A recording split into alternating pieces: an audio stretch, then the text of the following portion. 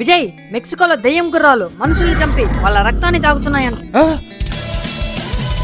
Jack, అసలు ఆ దెయ్యం గుర్రాలు ఎక్కడి నుంచి వచ్చాయి? వాటి కథ ఏంటో నీ శక్తిని ఉపయోగించి మాకు చెప్పు.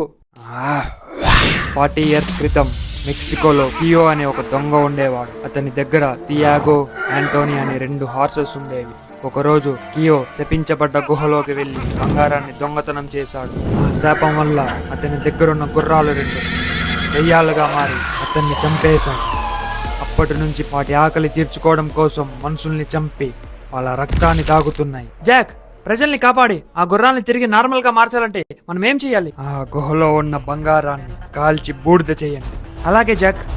బిట్టు, పద వెళ్దాం. అలాగే బాయ్. టాకా, నువ్వు కూడా మాతో పాటు రా.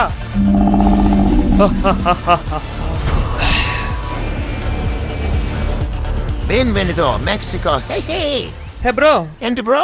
ఆ శపించబడ్డ గుహ ఎక్కడుందో నీకు తెలుసా? తెలుసు, కానీ నేను మీకు హెల్ప్ చేయలేను. ఆ? నువ్వు కనుక మాకు దారి చూపిలేదంటే మేమే నిన్ను చంపేస్తాం. నన్నేం చేయకండి, నేను మిమ్మల్ని తీసుకువెళ్తాను.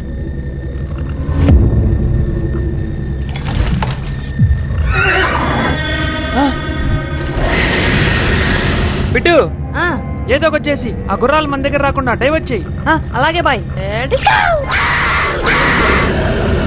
టాకా, ఇచ్చామే.